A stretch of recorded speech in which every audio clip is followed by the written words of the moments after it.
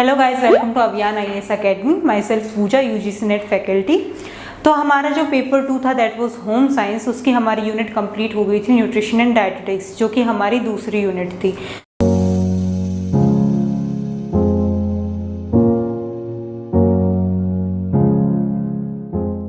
तो आज हम बात करने वाले हैं first unit that is food science.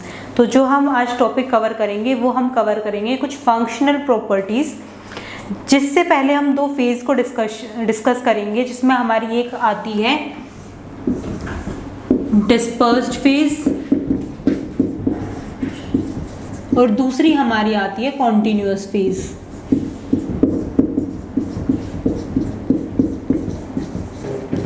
अगर हम बात करते हैं कॉन्टिन्यूअस फेज की, तो इसको डिस्पर्शन फेज भी बोला जाता है। अब ये फेज होती क्या है, इनको हम एक एग्जांपल से समझेंगे। फॉर एग्जांपल, हमारे पास एक कंटेनर है जिसमें हमारा लिक्विड है। फॉर एग्जांपल, अगर इसमें हमारा वाटर है, जो फेज है जिसको जब हम केमिस्ट्री पढ़ते थे उसमें हमारी दो टर्म्स आती थी, सोल्यूट एंड सॉल्वेंट। सॉल्वेंट हमारा वो फेज होता था जिसमें सोल्यूट को ऐड किया जाता था, फिर एक सॉल्यूशन बनता था। तो जो हमारा कॉन्टिन्यूअस फेज या डिस्पर्शन फेज जिसको बोलते हैं, वो हमारा, हम बोल सकते हैं हमारा सॉल्वेंट होता है। फॉर एग्जांपल, इस सॉल्यूशन में जो वाटर है हमारा, वो हमारा कॉन्टिन्यूअस फेज है। और अगर हम इस वाटर में कुछ भी ऐड करते हैं, फॉर एग्जांपल हमने शुगर को ऐड किया, तो जो शुगर के पार्टिकल्स इसमें ऐड किए गए वो है हमारे डिस्पर्स्ड फेज। यानी कि अगर हम सिंपल वे में देखें तो जो डिस्पर्स्ड फेज है वो होती है हमारा सोल्यूट पार्टिकल जिनको ऐड किया जाता है, और डिस्पर्शन या कॉन्टिन्यूअस फेज हमारी वो होती है जिसमें सोल्यूट को ऐड किया जाता है, यानी कि सॉल्वेंट। ये कॉमन टर्म्स है जो फूड साइंस में हमारी यूज़ होती है। तो मैंने कहा था कि आज हम फंक्शनल प्रॉपर्टीज़ की बात करेंगे। तो सबसे पहले हम बात करेंगे स्टार्च। हमारा जो स्टार्च होता है उसमें मेन दो प्रोसेस होती हैं, जिसमें फर्स्ट आता है आपका जिलेटिनाइजेशन और सेकंड आता है आपका डेक्स्ट्रिनाइजेशन।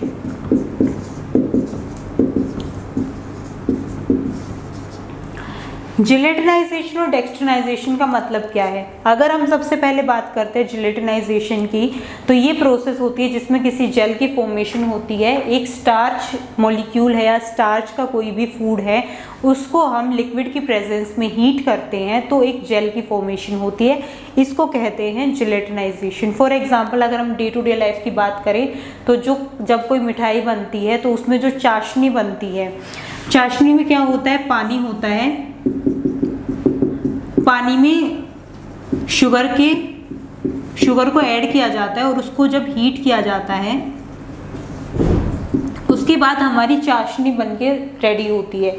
तो जब किसी भी स्टार्च मॉलिक्यूल को इन प्रेजेंस ऑफ मॉइस्चर या in presence of liquid heat किया जाता है, उसके बाद जो जेलेटिन बनता है that is the process of gelatinization, जिसका मैंने एक एग्जांपल दिया, चाशनी। अब जो हमारा जेल बनता है उसमें कुछ फैक्टर्स होते हैं जो उसको अफेक्ट करते हैं। फॉर एग्जांपल, अगर हम उसके साथ कोई एक्स्ट्रा इंग्रेडिएंट ऐड कर देते हैं तो वो जेलेटिनाइजेशन पे क्या इफेक्ट डालेगा। अगर हम कोई भी एक्स्ट्रा इंग्रेडिएंट को ऐड करते हैं तो वो हमारे जेलेटिनाइजेशन की प्रोसेस को डिले कर देगा। क्यों? क्योंकि वो आगे बीच में इंटरेक्शन करेगा, तभी जो भी हमारी चाशनी बनती है। फॉर एग्जांपल, जलेबी अगर बनाई जाती है तो जलेबी अलग से बनाई जाती है, चाशनी अलग से रेडी की जाती है, उसके बाद जलेबी को उसमें डिप किया जाता है। वो इसी वजह से किया जाता है क्योंकि अगर साथ में बनाएंगे तो ना तो वो चाशनी बनेगी और ना ही जलेबी बनेगी। ये था हमारा जेलेटिनाइजेशन। इसके बाद एक टर्म आती है इसमें हमारी रेट्रोग्रेडेशन।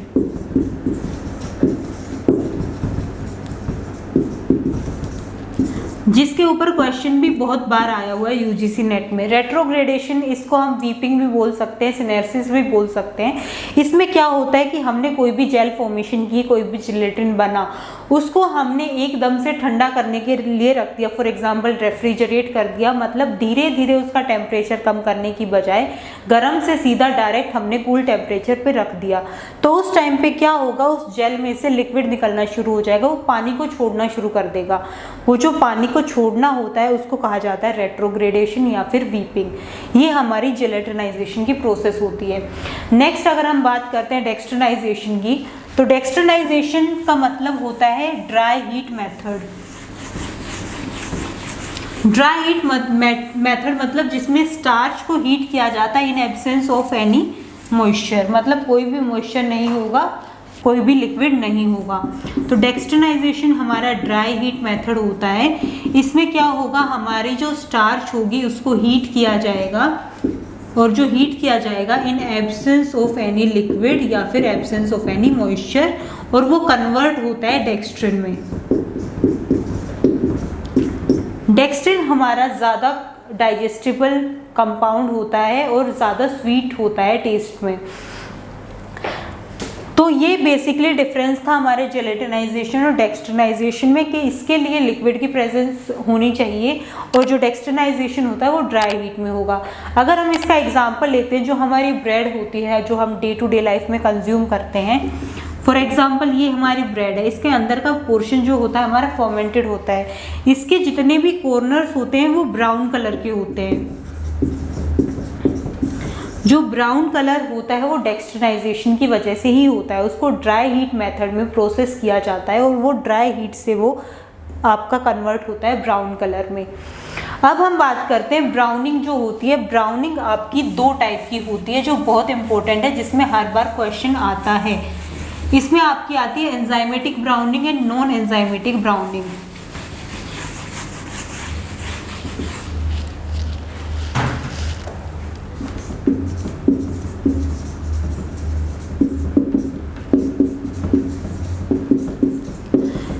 सबसे पहले हम देखेंगे non enzymatic browning. Non enzymatic, जैसा इसके नाम से पता चलता है कि वो रिएक्शन जिसमें किसी भी एंजाइम का इन्वॉल्वमेंट नहीं होता है। फॉर एग्जांपल डेक्सट्रिनाइजेशन जो था हमारा वो भी एक नॉन एंजाइमेटिक ब्राउनिंग का एग्जांपल था, जिसमें हम कैरामलाइजेशन को भी इंक्लूड कर सकते हैं। इसमें कोई भी एंजाइम इन्वॉल्व नहीं थी, एक स्टार्च था, स्टार्च को हीट किया गया in absence of any moisture और उसका कलर हो गया ब्राउन। वो एक सिंपल हमारी ब्राउनिंग रिएक्शन थी जिसमें एंजाइम इन्वॉल्व नहीं थी। दूसरी जो इंपॉर्टेंट रिएक्शन आती है हमारी नॉन एंजाइमेटिक ब्राउनिंग में, वो आती है हमारी मेलार्ड रिएक्शन।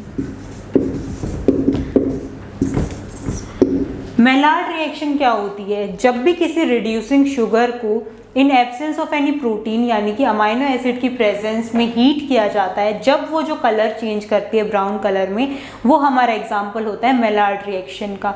अब मेलार्ड रिएक्शन में अगर हम एग्जाम्पल देखें तो हम देख सकते हैं जो हमारा दूध से खोया बनता है, हमारा मिल्क है, उसको हम प्रोलॉन्ग्ड हीट करते हैं, वो कन्वर्ट होता है खोया में।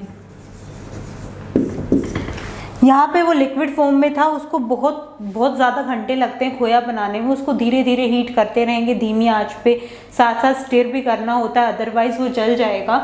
धीरे धीरे वो डेंस होता जाएगा और लास्ट में जब उसका कलर चेंज हो जाएगा ब्राउन कलर में, तो वो कन्वर्ट हो जाता है हमारा खोया में। अब जैसा मैंने बताया था कि मेलार्ड रिएक्शन हमारी वो होती है जिसमें रिड्यूसिंग शुगर के साथ कोई प्रोटीन भी प्रेजेंट होता है। तो मिल्क का हमने एग्जांपल क्यों दिया, क्योंकि मिल्क में हमारी शुगर प्रेजेंट है, कौन सा कार्ब प्रेजेंट है हमारा, लैक्टोज।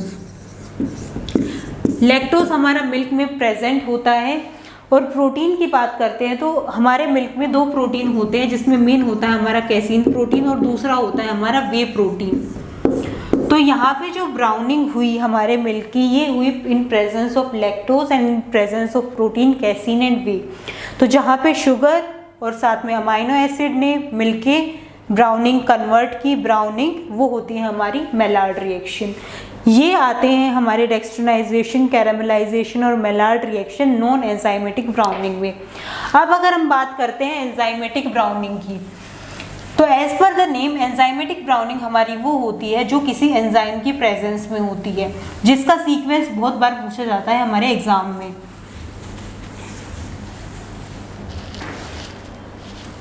फॉर एग्जाम्पल अगर कोई हमारा फ्रूट है, जनरल आपने लाइफ में देखा होगा जब आप एप्पल काट के रख देते हो, एक तो होता है आपने तभी के तभी उसको कंज्यूम कर लिया, दूसरा आपने थोड़े टाइम के लिए उसको रख दिया तो उसमें ब्राउन कलर आ जाता है। वो किस वजह से होता है, वो एक एग्जांपल है हमारा एंजाइमेटिक ब्राउनिंग का। उस केस में होगा, सबसे पहला स्टेप होगा कि हमने फ्रूट को काटा, उसके बाद ऑक्सीजन की प्रेजेंस में, क्योंकि एनवायरनमेंट में हमारा ऑक्सीजन होता है, ऑक्सीजन के प्रेजेंट में एक एंजाइम वर्क करेगी इस पे जिसका नाम होता है पॉलीफिनोलेज। जो पॉलीफिनोलेज एंजाइम है वो उसको कन्वर्ट कर देगी डोपा में। अगेन ये एंजाइम दोबारा यहाँ पे काम करेगी इन प्रेजेंस ऑफ ऑक्सीजन, और डोपा जो कंपाउंड बना था उसको कन्वर्ट करेगी ऑर्थोक्विनोन में।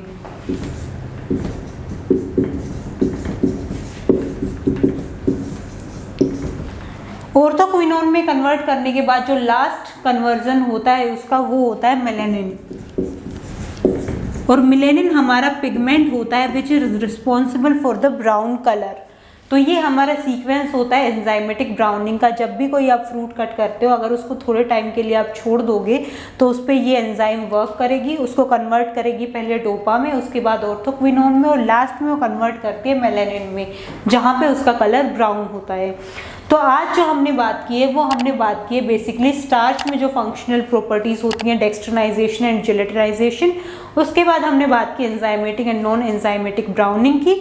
कल हम जो टॉपिक लेंगे वो हम लेंगे प्रोटीन्स का, कि प्रोटीन में कौन कौन सी फंक्शनल प्रॉपर्टीज होती हैं। तो गाइज आज के लिए इतना ही, थैंक यू।